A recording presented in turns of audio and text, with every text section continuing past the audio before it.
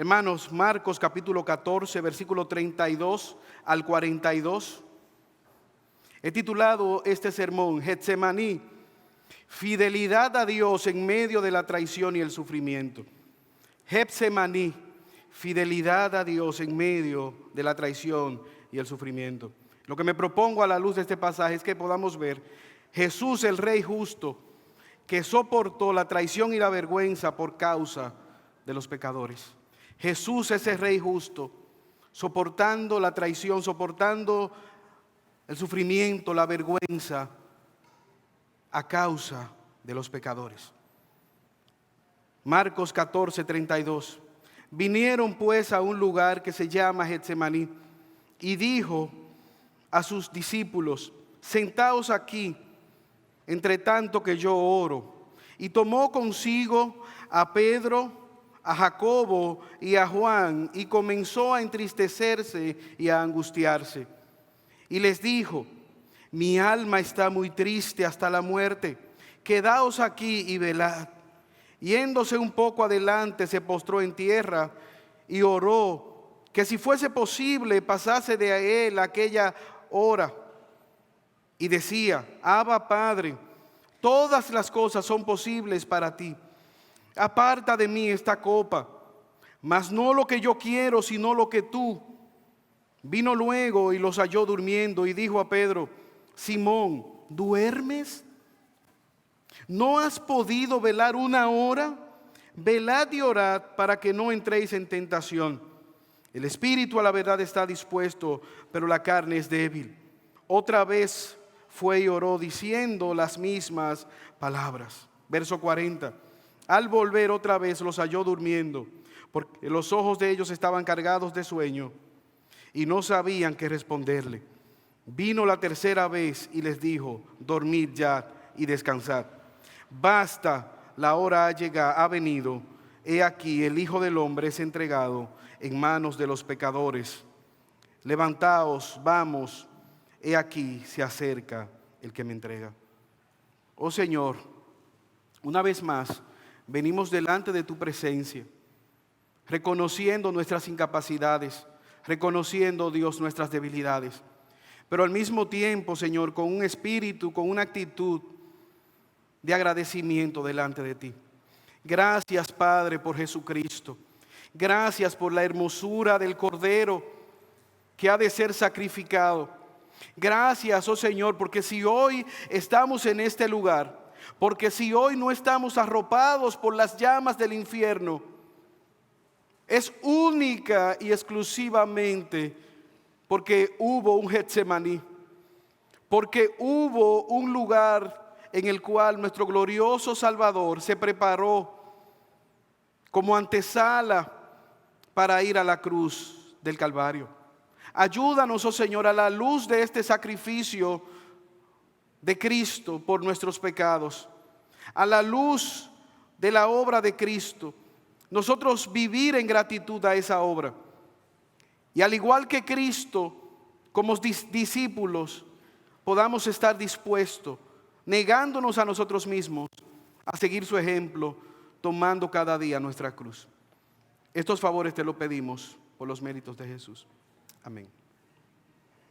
El 7 de julio del año 2021, el mundo entero se levantó profundamente conmocionado por un magnicidio. Un presidente había sido asesinado. Jovenel Moïse fue asesinado, pero lo que más llamó la atención fue el lugar donde aquel presidente fue asesinado. En su casa, en su habitación, en su cama, en el lugar donde generalmente las personas acuden a descansar, a conciliar el sueño, en el lugar donde las personas están desprovistas de cualquier tipo de seguridad, vamos a decir, o provista de todas las comodidades para poder descansar. Y no sé si a usted le pasó lo mismo que a mí, pero hubo una pregunta cuando yo supe la noticia. ¿Dónde estaban sus guardaespaldas? ¿Dónde estaban las personas de confianza? ¿Dónde estaban las personas que Él le entregó, por así decirlo, su vida en el momento más vulnerable, en el momento que uno está descansando, que uno está durmiendo? Manteniendo la distancia enormemente. El pasaje que nosotros acabamos de leer nos muestra a Jesús camino a Getsemaní. Él ha tenido la Pascua con sus apóstoles, sus discípulos. Él ha instaurado un nuevo pacto en su sangre, un nuevo sacrificio. Él les ha anunciado que de aquí en adelante Él va a tomar el camino hacia la muerte. Una muerte injusta, una muerte abusiva, pero al mismo tiempo representando la única esperanza para la salvación y el rescate de los pecadores. Judas ha dispuesto ya venderle. Y veíamos que el precio que ellos acordaron, 30 piezas de plata, el precio de un vulgar esclavo, fue el precio que él entendió que Jesús valía. Ahora ellos van a este huerto llamado Getsemaní, un lugar conocido por ellos. Jesús había orado en este lugar. Probablemente de alguno de los discípulos de Jesús que se lo había facilitado. Jesús les había anunciado ya la traición de Judas, que él iba a sufrir por el abandono de sus amigos, vendido, traicionado, abandonado por sus seres queridos. Pero ahora, hermanos, él va a sufrir la justa ira de Dios.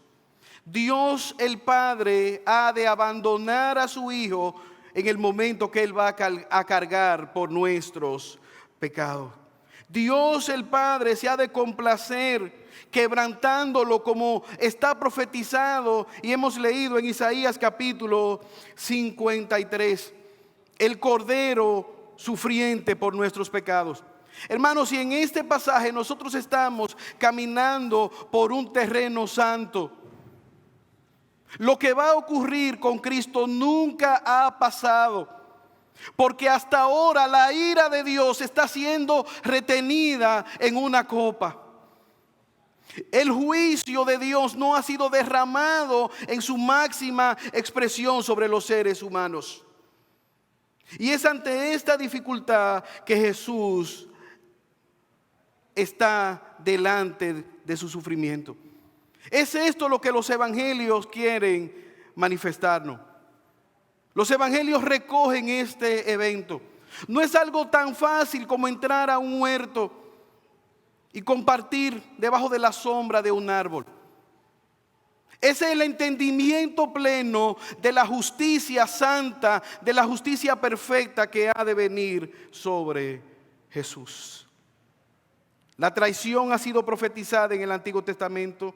Él es el pastor que ha de ser herido y las ovejas han de dispersarse.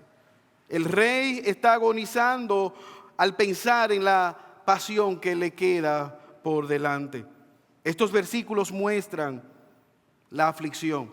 Y lo primero que quisiera que viéramos es cómo los evangelios resaltan la aflicción que Cristo ha de padecer. Versículo 32. Vinieron pues a un lugar que se llama Getsemaní y dijo a sus discípulos: sentaos aquí, entre tanto que yo oro. Y tomó consigo a Pedro, a Jacobo y a Juan, y comenzó a entristecerse y a angustiarse. Y les dijo: mi alma está muy triste hasta la muerte, quedaos aquí y velad. Acordaos que ya Judas está negociando. Él ha ido a buscar a los verdugos, a la turba que va a venir. Más adelante lo vemos con palos. Va a venir a buscar a Jesús como si fuera un delincuente. Él va con los 11 y les dice a la mayoría: quédense aquí. Y él sigue con Pedro, Jacobo y Juan. Este lugar, Getsemaní, significa la prensa de aceite. Un lugar donde aparentemente se extraía el aceite de los olivos. una prensa. ¿Y qué lugar más propicio? ¿Qué nombre más propicio? Es en este lugar donde está la presión en la humanidad de Jesús de lo que Él va a llevar a cabo. Él escoge estos tres discípulos cercanos y me llama la atención porque estos tres, Pedro, Jacobo y Juan, habían visto a Jesús transfigurarse. Habían visto el poder de Jesús en medio de la muerte, resucitando a Lázaro. Pero al mismo tiempo estos tres, los hijos del trueno más Pedro, eran los más aguerridos, los que estaban dispuestos a beber de la copa, del cáliz de la ira de Dios. ¿Usted recuerda los hijos del trueno, los hijos de Zebedeo, la petición que le hicieron, uno a la derecha y uno a la izquierda? Jesús le dice, de la copa que yo he de beber, ustedes no pueden beber. Y ellos le dicen, ¿cómo que no? Claro que sí bebemos. Jesús le dice, sí, ustedes en algún momento sufrirán, pero ahora yo iré solo. Vemos a Pedro, él ha negado que va a negar a Jesús 3 veces. Él ha dicho, yo no te negaré, al contrario, estoy dispuesto a morir por ti. Pero al mismo tiempo, hermanos, vemos a Jesús que él comienza a entristecerse, a angustiarse profundamente. Y déjeme decirle, hermano, varias veces desde este púlpito se ha anunciado, se ha proclamado a viva voz que Jesús es 100% Dios y al mismo tiempo 100% humano, un hombre. Y estas naturalezas no se contraponen. No tenemos que negociar la humanidad de Jesús en favor de su divinidad. Pero al mismo tiempo no debemos ni tenemos que negociar la humanidad o la divinidad de Jesús para decir que era humano. Él limitó la humanidad de Jesús, está relacionada a que Él, siendo Dios, asumió nuestra humanidad. Dios se encarnó y para Dios eso es debilitante. Para Dios Él estableció límites, pero al mismo tiempo vemos en la divinidad de Jesús que Él conocía los pensamientos, que Él tenía poder sobre la muerte. Y de hecho Juan nos dice que Él mismo dijo, nadie me quita la vida, yo voluntariamente la ofrendo y asimismo la tomo. Lo que queremos decir, hermanos, es Jesús no está atemorizado por la traición de los apóstoles. Jesús no está atemorizado por la traición de Judas. Él lo había dicho. Jesús sabía que ellos le abandonarían. Jesús no está angustiado por el rechazo de Israel. Él se lamentó por la tristeza de saber que Israel le había dado la espalda. Jesús no está angustiado por la injusticia de los dirigentes. No es un temor per se a la muerte que Jesús tiene. Y de hecho, hermanos, en Inglaterra se narra la biografía de un obispo llamado Latimer. Latimer le fue obligado a que él se retractara de creer en Jesús, de haber confiado en el Evangelio. Y él firmó una orden retractándose. Pero luego, cuando él vio la realidad y fue convicto de su pecado, ante la hoguera, él dijo, yo me retracto de haberme retractado. Yo soy creyente. Y en la hoguera dijo, y como esta mano impía fue la que firmó, que sea esta mano la primera en quemarse. Y metió la mano en la hoguera hasta que su mano fue totalmente quemada. Y luego voluntariamente asumió la muerte en la hoguera. Policarpo, discípulo de Juan. Policarpo, ten en cuenta la vejez. Ten en cuenta que tú eres un hombre anciano. Mira las plagas, estos animales que pueden quitarte la vida. 87 años tengo sirviendo a Jesucristo. Nunca me ha hecho mal. ¿Cómo puedo yo negarle? Y uno tras otro, si usted lee el libro de Hebreos, vemos la valentía que tuvieron estos mártires. ¿Podemos nosotros entonces asumir que Jesús, el Hijo de Dios, el Cordero de Dios, estaba asustado? ¿Tenía temor a la muerte? No, hermanos. Nunca en la eternidad la Trinidad se había separado. Jesús sabía su santidad. En su santidad Él sabía que sería el representante de los pecadores, que cargaría nuestro pecado, el cordero que vergonzosamente acudiría a la muerte. Y si Él es santo, y si Él es puro, como de hecho es purísimo, santísimo, Él debe de ir avergonzado ante esta encomienda que le ha tocado llevar. No fueron los clavos lo que sostuvieron a Cristo, lo que han de sostener a Cristo en la cruz del Calvario. No fueron los romanos con unas lanzas y unas flechas. El amor sacrificial de Dios por nuestros pecados. Él sabe que es el cordero que va a ser sacrificado por nuestros pecados. Nunca ha conocido pecado, nunca ha pecado. Y ahora Él ve lo que le toca, lo que está por delante. Qué tan angustioso, qué tan terrible era para Él esto. Lucas nos dice que Él estaba sudando gotas de sangre. Es lo que en medicina se llama hematohidrosis. Cuando los vasos capilares que irrigan el folículo piloso, donde está las glándulas sudoríparas, se rompen por la presión, por la tensión, el sudor se mezcla con sangre. Él sabía la presión que estaba sufriendo. Y de hecho, hermanos, la Biblia habla en los salmos de sufrimiento, de dolor, de angustia. David sufrió cuando su hijo rebelde Absalón fue asesinado. Abraham pasó por una tragedia, ir camino a sacrificar a su hijo sin tener claramente lo que iba a acontecer. Pero nada, hermano, se compara con el momento que Jesús está llevando sobre sus hombros. Él es el cordero establecido por Dios para sustituirnos a nosotros en la muerte. Hermanos, ¿tú has pensado en el sacrificio de Cristo? Mi alma, dice el evangelista Marco, está angustiada hasta la muerte. Mi alma está angustiada, estoy angustiado hasta la muerte. Al ver la copa de la ira de Dios que está delante de él. Versículo 35. ¿Qué hace Jesús? Una petición dolorosa de nuestro Señor.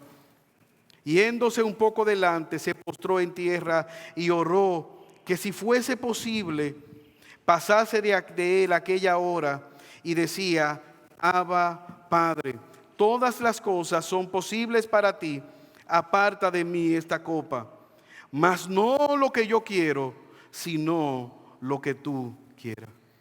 Aquí vemos, hermanos, Jesús se va adelante, está orando: Señor, que siempre sea tu voluntad. Si hay otra manera que yo no tenga que cargar esta vergüenza, en tu soberana voluntad, Señor. Si hay otra manera donde yo no tenga que apartarme, donde tú no tengas que darme la espalda,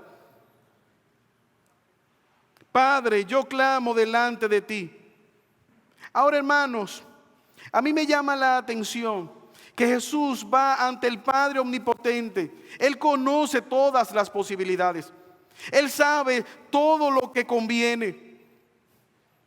Él no quiere huir del propósito. Más que mi voluntad, yo anhelo hacer tu voluntad. Más que agradarme a mí mismo, yo anhelo agradarte a ti. Es una súplica ante un Dios que está airado. Es una súplica ante un Dios que ha retenido su ira y que ha de manifestarla. El juicio de Dios. Hermanos, ¿y sabes qué? Jesús ha dicho que a la única cosa que nosotros debemos tenerle temor en esta vida es a la ira de Dios. Jesús les ha dicho: no le tengan miedo a los que matan la carne, a los que pueden quitarte la vida. Para el creyente es un privilegio morir, porque va al gozo eterno con su Salvador. No le tengan temor a eso. ¿Cómo puedes asustar a una gente que está muerto en Cristo? Jesús dijo, ténganle temor a aquel que pueda echarles en cuerpo y alma a la condenación eterna. Ese es Dios. Ahora Jesús está delante de la ira de Dios. Él va delante de ese propósito. Yo recuerdo de las pocas memorias que tengo de mi papá. Murió cuando yo tenía 7 años, pero mi papá tenía una chancleta, ¿sabes lo que es una chancleta? Nosotros le decíamos las mataburros. Y de verdad, en mi casa la que daba pela era mi mamá. Mi papá era era para asustarnos, pero cuando él tomaba la mataburro, papi tiene la mataburro, ya todo el mundo como que ya se tranquilizaba. Jesús está delante de la ira de Dios. La santidad de Jesús, la perfección de Jesús. El costo de tu pecado, el costo de mi pecado, está ahí en esa copa. Pastor, pero yo no había nacido. Cristo ha de pagar de una vez por todas por nuestros pecados desde antes de nosotros nacer. Pecados pasados, presentes y futuros han de ser redimidos por la obra que Cristo llevaría a cabo. ¿Qué hace Él? Él ora, Él suplica delante del Padre. Señor, si es tu voluntad. Pero mira la oración de Jesús. Más que mi propia voluntad, yo quiero hacer tu propósito. ¿A qué se parece esto? Esta es muy parecida a la oración del Padre Nuestro. ¿Cómo Jesús enseñó a sus discípulos a orar? Hágase siempre tu voluntad, aquí en la tierra como se hace en el cielo. Siempre buscando el propósito de Dios, siempre buscando agradar a Dios el Padre. Y marca esta oración una diferencia entre las oraciones que muchas veces nosotros vemos. En medio de la prueba es válido nosotros orar por la sanidad. Es válido nosotros orar en medio de la aflicción, para que el Señor nos libre de la aflicción. Pero lo más importante no es el librado de la enfermedad, no es el librado de la aflicción. Lo más importante es que podamos conocer el propósito de Dios en medio de la aflicción, en medio de las circunstancias, en medio de lo que nos está pasando. Señor, si es tu voluntad, pasa de mí esta copa. Pero más que tú quites el sufrimiento, más que tú quites la copa, yo quiero que tú hagas tu perfecta voluntad en medio de este sufrimiento. La pureza cargando el pecado, la voluntad de Dios llevándose a cabo. Hermanos, ¿y dónde están los apóstoles? ¿Dónde están esos guerreros dispuestos a todo, a enfrentar a los enemigos de Jesús? Versículo 37. Vino luego y los halló durmiendo. Y dijo a Pedro: Simón, ¿duermes? ¿No has podido velar una hora? Velad y orad para que no entréis en tentación. El espíritu a la verdad está dispuesto, pero la carne es débil. Otra vez fue y oró, diciendo las mismas palabras. Al volver otra vez lo halló durmiendo, porque los ojos de ellos estaban cargados de sueño y no podían y no sabían qué responderle. Hermanos, dormirse en una guerra es algo peligroso. Pero si usted se va a dormir en una guerra, no se duerma en el frente de batalla. En medio del ejército enemigo usted no se puede dormir. Este Pedro, dispuesto a darlo todo está durmiendo. 1 hora no ha pasado y ya Pedro está durmiendo. Simón, la roca que él se creía tan poderoso en sus fuerzas, está rendido, durmiendo. Jesús le dice: Pedro, velad,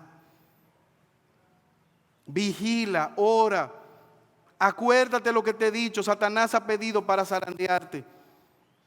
Pedro está durmiendo. Él no está velando. Nosotros también está durmiendo. 3 veces va Jesús a orar. 3 veces vuelve y los encuentra a ellos durmiendo. Hermanos, qué parecidos somos nosotros a estos apóstoles. Con cuánta efervescencia nosotros decimos: Señor, vamos a velar, vamos a perseverar. Pero la verdad es que somos frágiles. La verdad es que como ovejas torpes, como ovejas tontas, nos desviamos, nos apartamos, nos descuidamos, nos olvidamos de las promesas de Dios. Pero hay un principio aquí que nosotros podemos imitar: la importancia de estar velando, la importancia de estar pendiente de lo que está aconteciendo, la importancia, hermanos, de nosotros entender que estamos en una guerra, la importancia de nosotros saber que tenemos un enemigo que quiere nuestra destrucción, que cuenta con nuestra carne a su favor, como le dice Jesús. El espíritu está dispuesto, pero nuestra carne sigue siendo débil. Hermanos, hay una gran verdad: si hoy estamos en pie, no es por nuestras fuerzas, es porque Jesús nos ha sostenido. Es porque su Espíritu Santo constantemente nos da convencimiento de pecado, nos recuerda su palabra y Él nos llama una y otra vez a que nos levantemos. 3 veces Él está clamando delante del Padre. 3 veces Él ha respondido la misma pregunta. Es la voluntad del Padre que Jesús vaya y pase y tome de esta copa de la ira de Dios. 3 veces Él ha venido. 3 veces ellos están rendidos ante el sueño, rendidos ante la dificultad. Quizás asustados por lo que Jesús le ha dicho. Hermanos, en este momento que estamos viviendo en la humanidad, esta obra de Cristo toma repercusiones para nosotros. Es un momento oscuro que les tocó a ellos. Escuchar a Jesús hablar de su muerte, escuchar a Jesús hablar de su salida. ¿Quién estará con nosotros? ¿Quién nos va a guiar? Hermanos, si estamos nosotros viviendo momentos oscuros en esta sociedad. La sociedad va mal. La sociedad de ese mundo está en tinieblas. Este mundo ha perdido su norte. Este mundo ha perdido la orientación. Los padres que están aquí, quizás ustedes están atemorizados al enviar a sus hijos al colegio. Quizás tienen temor hasta de encender un canal de televisión, hasta de poner unos muñequitos, teniendo temor incluso de la inmoralidad que puede surgir en esto. La moda, la música, todo está corrompido por el pecado. Pero aún en medio de las tinieblas, nosotros tenemos la esperanza de confiar en nuestro glorioso Salvador. Él está dirigiendo la historia. Ahora, hermanos, ¿qué actitud nosotros deberíamos tener ante los sufrimientos que vemos en Cristo Jesús? ¿Cómo nosotros debemos ver todo este cuadro tan negro en el entendimiento del pecado, en el entendimiento de la maldad, en el entendimiento del sufrimiento de Cristo? Hace un tiempo yo estaba en un tour y nos llevaron a una fábrica de chocolate, pero con la particularidad de que ellos nos llevaron por cada proceso hasta llegar a donde se fabrica el chocolate. Como usted ve la mazorca del cacao, cómo ellos la quitan, la rompen, la ponen a secar, los granos en el sol, después lo tuestan en un horno, lo pulverizan.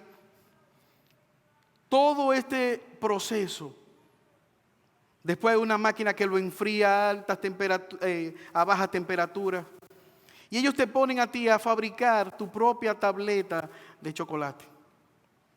Y te dan la facilidad para tú decorarla. Después que yo hice mi tableta de chocolate, yo no sabía si comérmela o plastificarla. Y yo recuerdo que alguien me dijo, dame ese chocolate. No, espérate, tengo que pensarlo, porque no quiero romper mi tableta de chocolate. Hermanos, ¿qué debemos nosotros hacer al ver el sufrimiento de Cristo? ¿Qué debe producir esto en cada uno de nosotros? Cristo está angustiado, no es por sus pecados. Él no ha pecado, Él no ha defraudado a nadie. Por tus pecados, por mis pecados. Esto debe producir en nosotros una profunda reflexión, una profunda gratitud de la obra que Él va a llevar a cabo. Pero al mismo tiempo, hermanos, ante el sufrimiento, ¿qué esperanza nosotros tenemos? Recuerda al apóstol Pablo, un aguijón en su carne que él reconoce como un enviado de Satanás, según a los Corintios capítulo 12, versículo 8. 3 veces él ha orado, Señor, quítame este sufrimiento, este aguijón. No nos dice cuál es el aguijón, simplemente él ha orado, recibiendo siempre la misma respuesta: bástate en mi gracia, mi poder se perfecciona en tu debilidad. Marta y María, Señor, si tú hubieses estado aquí, mi hermano no muere. María, Lázaro se va a levantar. Sí, yo sé que cuando venga la resurrección de los muertos en aquel día, cuando el Mesías, Marta, yo soy la resurrección y la vida. El que cree en mí, aunque esté muerto, vivirá. Es esa confianza de quién es Jesús lo que nos sostiene en medio del sufrimiento. La pregunta, ¿estás tú convencido de quién es Jesús? ¿Conoces a Cristo? ¿Es Jesús tu Señor? El sacrificio es llevado a cabo y se hace eficaz en aquellos que creen que Él es el Señor. En aquellos que claman por misericordia al verse incapacitados, al verse muertos en sus delitos y en sus pecados, y dicen: no hay otra esperanza, no hay otra fuente de redención, no hay un plan B. Es el plan, el único que ha sido trazado desde la eternidad, desde Génesis 3, capítulo 15, la simiente de la mujer que llevaría a cabo la redención del ser humano. No hay otro escape. Es este el plan. ¿Qué tiene que decir Jesús? Capítulo 41, parte B. La triunfante sumisión de Jesús. Basta, la hora ha venido. He aquí el Hijo del Hombre es entregado en mano de los pecadores. Levantaos, vamos, he aquí se acerca el que me entrega. Jesús se levanta y dice: ahora es el momento oportuno donde el Hijo del Hombre va a cumplir el propósito por el cual ha nacido. Cuando Cristo nació, la oferta que se le llevó, el regalo que se le llevó fue que oro es un rey, incienso es un rey divino, es Dios, pero al mismo tiempo mirra, la mirra que se usa para embalsamar a los cadáveres. Es el momento ahora de asumir la mirra que me ha sido prevista. Es el momento de asumir la muerte. Levantaos, vamos, despabilense, que ha llegado el momento. El traidor ha de venir, Judas ha de venir a entregarme. Charles Spurgeon, hablando de este pasaje, dice: ningún sonido de clarín, ninguna explosión de cañón, ninguna bandera izada, ninguna aclamación de multitudes anunció alguna vez una victoria tan contundente como la de nuestro Señor en Getsemaní. Él ganó allí la victoria sobre todos los sufrimientos que se vinieron encima, todas las tristezas que pronto lo envolverían como enormes olas del Atlántico sobre él. Allí ganó la victoria sobre la muerte, la victoria sobre la justa ira de Dios. Allí ganó la victoria sobre sus enemigos. Allí ganó la restauración sobre el abandono de sus amigos. No lo que quiero yo, sino lo que tú quieras para mí. Él encontró fuerzas para expresar triunfantemente en la cruz y poder decir: consumado es. Fin de la cita. Oh hermano, qué glorioso Salvador nosotros tenemos. Ante estos sufrimientos que le avecinan, sufrimientos físicos, mentales, espirituales, emocionales, Cristo Jesús se levantó triunfante. Y en el primer Edén, Adán dijo: no se haga tu voluntad, oh Dios santo, se haga la mía. Y con esa acción Adán sumió toda la humanidad en la destrucción del pecado. En otro lugar, en otro huerto llamado Getsemaní, la prensa de aceite, Jesús se levanta, el segundo Adán, y dice: a diferencia del primer Adán, no se haga mi voluntad, oh Dios, que se haga tu voluntad. Y aquí inició la redención y la salvación de toda la creación.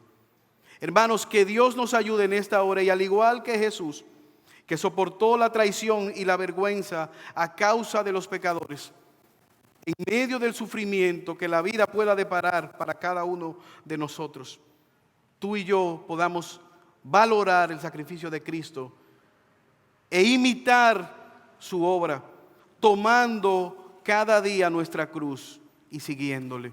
Oremos en esta mañana. Señor, una vez más venimos delante de ti. Gracias por Jesucristo. Gracias por su sacrificio que Él ha de llevar a cabo en propiciación, en sustitución por nuestros pecados. Ayúdanos, Señor, en esta hora a confiar. Al ver este proceso en Getsemaní, podamos levantarnos no en nuestras fuerzas, porque somos débiles, sino confiando en esa obra que nos redime de nuestros pecados. Ayúdanos, oh Señor, porque en nuestra debilidad muchas veces nos apartamos. Estos favores te lo pedimos por Jesús. Amén.